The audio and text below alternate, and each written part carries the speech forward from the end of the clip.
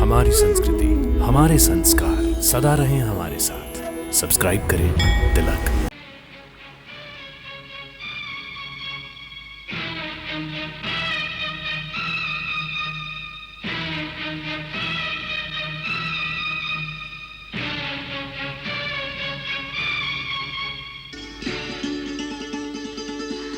वैद्यराज जी, कदाचित औषधि अपना असर दिखाने लगी है। कया तो होश में आ रही है। राजवैद्य, और कितना समय लगेगा हमारी रानी कयाधु को ठीक होने में?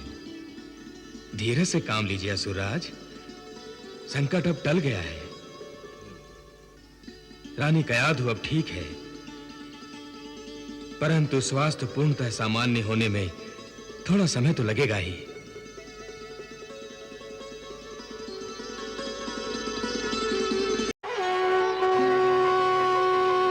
हिरण्यकश्यप की जय, गुरुदेव शुक्राचार्य की जय, असुरेश्वर हिरण्यकश्यप की जय, गुरुदेव शुक्राचार्य की जय, असुरेश्वर हिरण्यकश्यप की जय, गुरुदेव शुक्राचार्य की जय, असुरेश्वर हिरण्यकश्यप की। गुरुदेव, स्तंभासुर के कारण संपूर्ण नगरी निर्जीव सी होकर रह गई थी। आज आपके तपोबल से नगरी और नगर जनों की जान में जान आ गई है। महारानी, हमारी कयाधु अभी तक अचेत है। हमें चिंता हो रही है। तुम राजवैद्य को शीघ्र बुला भेजो। जो आज्ञा स्वामी।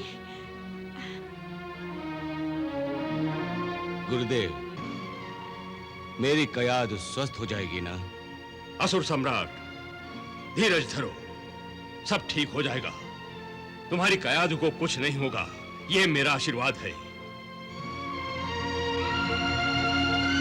जाओ, छोटी रानी को महल में ले जाओ। वैद्यराज भी आते ही होंगे। जो आज्ञा गुरुदेव। असुरेश्वर हिरण्यकश्यप की जय, असुरेश्वर हिरण्यकश्यप की जय, असुरेश्वर हिरण्यकश्यप की जय।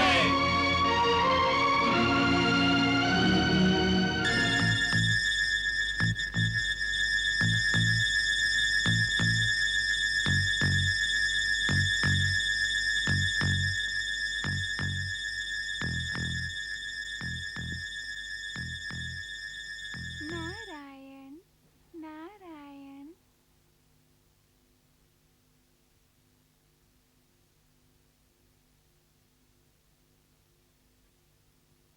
नारायण नारायण नारायण नारायण।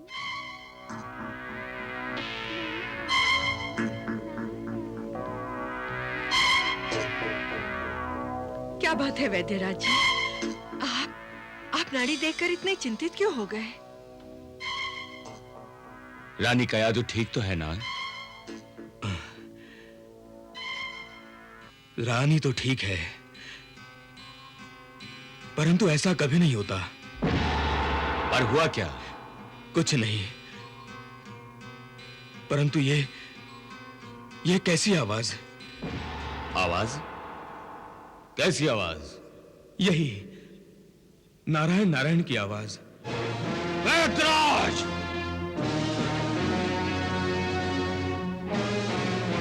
मैं अपने महाशत्रु का नाम और निशान समस्त लोगों से मिटाना चाहता हूं। मैंने तो देवर्षि नारद के मुंह में भी ताला लगाकर उनके जीवा को प्रतिबंधित कर दिया था। उन्हें नारायण का जाप करने से रोक दिया था। फिर तुमने मेरे सामने मेरे शत्रु का नाम लेने का दुस्साहस कैसे किया? मुझे क्षमा कर दीजिए असुरेश्वर, मुझे क्षमा कर दीजिए। हिरण्यकश्यप बड़े से बड़े अपराध को भी क्षमा कर सकता है, परंतु तुम्हारा यह अपराध अक्षम्य है। मैं तुम्हें तुम्हारे इस अपराध का दंड अवश्य दूंगा। मैं तुम्हारे सर को तुम्हारे धड़ से अलग कर दूंगा। नहीं नहीं। क्या हुआ वैद्यराज? क्या रानी कयाधु के प्राण संकट में हैं? नहीं असुरेश्वर, ऐसी कोई बात नहीं है। तो फिर क्या बात है? मुझे साफ साफ क्यों नहीं बताते कि हमारी रानी कयाधु को क्या हुआ है? दीदी, हिरण्यकश्यप के प्रश्न ने राजवैद्य को असमंजस में डाल दिया है। वो हिरण्यकश्यप के डर से सच कह नहीं सकते और हिरण्यकश्यप के ही डर से झूठ भी नहीं बोल सकते। इस असमंजस में यदि उनके मुख से सच ही निकल गया तो? नहीं निकल सकता, इसलिए कि राजवैद्य ने जो सुना है इस पर अभी तक स्वयं उन्हें पूर्ण विश्वास नहीं हुआ। वो अभी तक ये समझ नहीं पाए हैं कि असल में कयाधु के पेट में भक्त प्रहलाद ने अपने प्रभु के नाम का जाप आरंभ कर दिया है, जो कयाधु के रक्त की धमक में भी गूंज रहा है।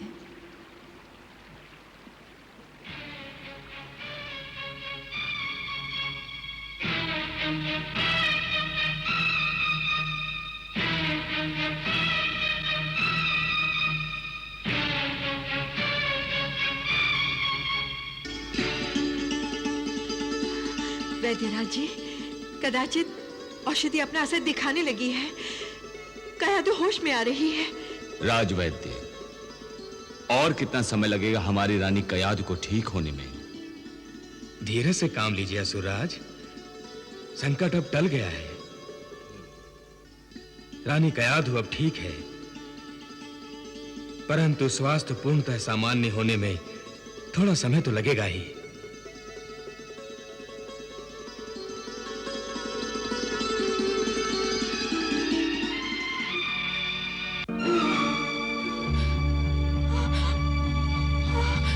कहता हूं रुक जाओ हिरण्यकश्यप!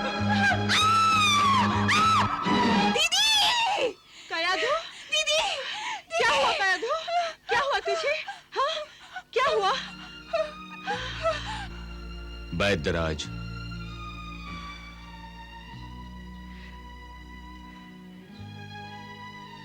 चिंता की कोई आवश्यकता नहीं है असुरराज। रानी कयाधु के मन पर अभी तक स्तंभासुर का भय छाया हुआ है।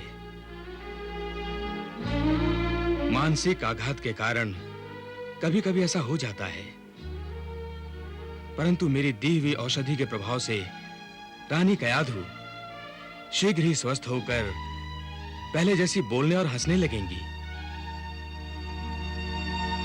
धन्यवाद वैद्यराज। आपने कयाधु को नहीं बल्कि मेरे प्राणों को जीवन दान दिया है। धन्यवाद। यह तो हमारा कर्तव्य था असुरराज। अब मुझे आज्ञा दीजिए। प्रणाम असुरराज। प्रणाम।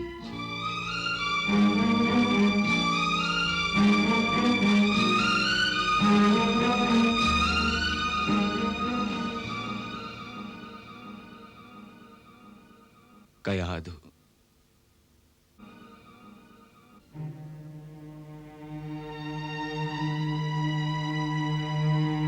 स्तंभासुर, मैं तुम्हें कभी क्षमा नहीं करूंगा। तुम्हारी इस उद्दंडता का ऐसा भयंकर दंड दूंगा कि तुम तो क्या, तुम्हारी 7 पीढ़ियां तक इस प्रकार की उद्दंडता करने का साहस नहीं जुटा पाएंगी। स्तंभासुर, ये तुमने क्या अनर्थ कर दिया? असुर होकर असुरों को इस संकट में डाल दिया। उन बेचारे असुरों ने तुम्हारा क्या बिगाड़ा था? मित्रांधकासुर, कभी कभी तो मुझे ऐसा लगता है कि तुम असुर ही नहीं रहे। असुरों के हृदय मोम के नहीं, पत्थर के होने चाहिए, कठोर होने चाहिए। जब से तुम देवी गंगा के प्रभाव में आए हो, तब से तुम्हारी आसुरी प्रवृत्ति नष्ट हो गई है। मुझे देखो, मैं आज भी सच्चा असुर हूं, एकदम कठोर। मुझे विनाश करने में बड़ा आनंद आता है। नहीं मित्र, तुम्हें निर्दोष असुरों पर अत्याचार नहीं करना चाहिए था। परंतु हिरण्यकश्यप तो निर्दोष नहीं है। मैंने उसे और उसके पुत्र आह्लाद को स्तंभित कर दिया था और उसकी नई रानी कयाधु को हरण कर लिया था। ओहो स्तंभासुर, इस संबंध में रानी कयाधु का क्या दोष था? जो तुमने उसका हरण कर लिया। उसका दोष यह है कि वो हिरण्यकश्यप की पत्नी है। यदि शुक्राचार्य बीच में आकर मेरे प्रभाव को नष्ट ना करते तो सब के सब अभी तक स्तंभित ही रहते और रानी कयाधु आपकी बंदी बन चुकी होती। गुरु शुक्राचार्य के कारण मेरी असफलता पर मैं क्रोधित हो गया और रानी कयाधु को नीचे फेंक दिया। क्या आकाश से पाताल में फेंक दिया? चिंता ना करो, वो बच गई, परंतु उसका गर्भ अवश्य ही नष्ट हो गया होगा। गर्भ नष्ट हो गया होगा? हे पुत्र अंधकासुर, तुम्हारे ही वंश में मेरा एक परम भक्त जन्म लेगा, जो तुम्हारे काका असुर श्रेष्ठ हिरण्यकश्यप के घर पुत्र रूप में पैदा होगा। ये तुमने क्या अनर्थ कर दिया स्तंभासुर? क्या अनर्थ कर दिया? मैंने जो कुछ भी किया है, वो चाहे पाप हो या पुण्य, सब तुम्हारे लिए किया है मित्र। मुझे इसी बात का तो खेद है कि तुमने मित्रता में अंधे होकर महापाप किया है और मुझे भी अपने पाप में सहभागी बना लिया है। तुमने रानी कयाधु के गर्भ को नष्ट नहीं किया, तुमने मेरी तपस्या के फल को नष्ट किया है। तुमने गंगा मैया के वरदान का अपमान किया है। अब मैं गंगा मैया को क्या मुंह दिखाऊंगा? तुमने मुझे कलंकित कर दिया है, कलंकित। ऐसा ना कहो मित्र। यदि मेरे कुकर्मों से तुम्हारे माथे पर कलंक लगा है, तो मैं अपने खून से तुम्हारे माथे पे लगे कलंक को धो भी सकता हूं। मैं अभी अपना सारा रक्त तुम्हारे चरणों में बहाकर अपनी भूल का प्रायश्चित करूंगा। नहीं मित्र, यदि तुम्हें प्रायश्चित करना ही है तो मेरे चरणों में खून बहाकर नहीं, गंगा मैया के चरणों में शीश झुकाकर करो, क्योंकि तुमने गंगा मैया का अपराध किया है और तुम्हें क्षमा भी उनसे ही मांगनी होगी। जैसी तुम्हारी आज्ञा मित्र। मेरे लिए तो मित्रता से बड़ी और कोई चीज नहीं है। तुम जैसा कहोगे मैं वैसा ही करूंगा। पिताश्री, स्तंभासुर ने मेरी छोटी माता का हरण करके महाअपराध किया है। ललकारा है उसने मुझे, चुनौती दी है मेरे बाहुबल को। मैं उसकी इस चुनौती का मुंहतोड़ उत्तर दूंगा। सौगंध है मुझे आपके चरणों की पिताश्री कि जब तक मैं स्तंभासुर को उसके अपराध का दंड नहीं दे देता, चैन से नहीं बैठूंगा। आप केवल मुझे आक्रमण की आज्ञा दीजिए पिताश्री। वाह पुत्र वाह! प्रतिशोध की ऐसी ललक, शत्रु पर आक्रमण करने की ऐसी भावना केवल मेरे पुत्र में ही हो सकती है। परंतु आह्लाद, हम तुम्हें स्तंभासुर पर आक्रमण करने की आज्ञा नहीं दे सकते। क्यों पिताश्री? क्योंकि इस समय असुरों के इस राजपाट को संभालने के लिए मुझे तुम्हारी आवश्यकता है। मैं संभालूंगा राज्य का कार्यभार, वो भी आपके होते हुए। ये आप क्या कह रहे हैं पिताश्री? असुरेश्वर ठीक कह रहे हैं युवराज। ये मेरी आज्ञा से राजपाट छोड़कर घोर तपस्या करने जा रहे हैं। ब्रह्मा जी से अमृत का वरदान छीनने जा रहे हैं। हाँ पुत्र, जब मैं मृत्यु पर विजय प्राप्त कर लूंगा तो समस्त त्रिलोक मेरी ठोकर में होंगे और सभी देवता मेरी मुट्ठी में।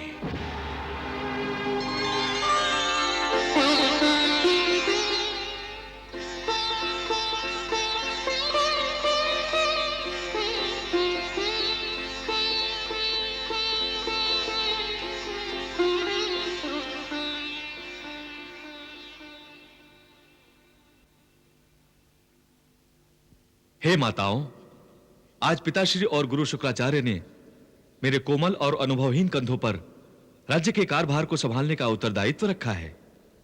कृपया आप दोनों अपने आशीर्वाद की शक्ति देकर मेरे कंधों और आत्मविश्वास को दृढ़ कीजिए। महाराज हिरण्यकश्यप की जय! महाराज हिरण्यकश्यप की जय! महाराज हिरण्यकश्यप की जय! शुक्राचार्य की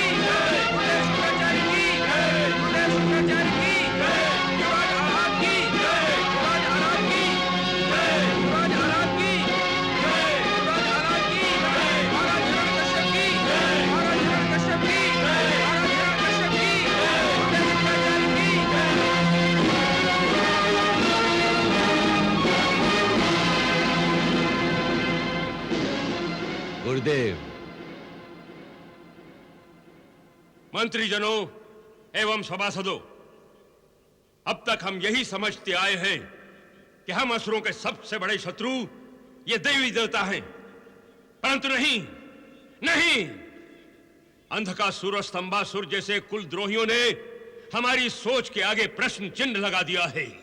स्तंभासुर का असुर राज में तबाही मचाना उसके राजद्रोह का प्रतीक है। हमारे असुरेश्वर उसके इस विद्रोह का मुंह तोड़ उत्तर देने की क्षमता रखते हैं, परंतु मैंने उन्हें रोक दिया, क्योंकि मैं चाहता हूं कि अंधकासुर और स्तंभासुर के साथ उन कपटी देवताओं को भी दंड दिया जाए जिनकी शह पाकर अंधकासुर और स्तंभासुर ने राज विद्रोह करने का दुस्साहस किया है। मैंने असुर सम्राट हिरण्यकश्यप को ब्रह्मा जी की तपस्या करके अमृत का वरदान प्राप्त करने को कहा है। इसलिए हिरण्यकश्यप तपस्या के लिए जाने से पहले युवराज आह्लाद को अपने राज्य का कार्यभार सौंपना चाहते हैं।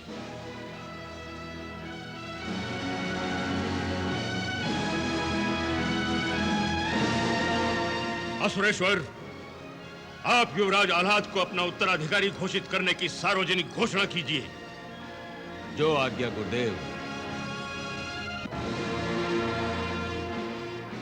मैं असुर सम्राट हिरण्यकश्यप युवराज आह्लाद को अपना उत्तराधिकारी घोषित करता हूं। आज से समस्त असुरलोक में युवराज के आदेश को सम्राट का आदेश माना जाए। समस्त प्रजा और मंत्रीगण युवराज आह्लाद का आदेश मानने पर विवश होंगे और आज से मेरे इस राज सिंहासन की शोभा युवराज आह्लाद बढ़ाएंगे। आओ पुत्र आह्लाद, असुरों का यह राज सिंहासन तुम्हारी प्रतीक्षा कर रहा है, आकर इसे ग्रहण करो।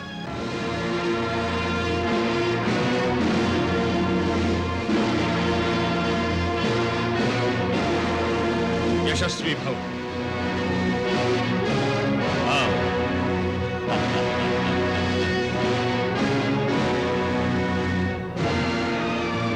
चिरंजीवी रहो। बैठो।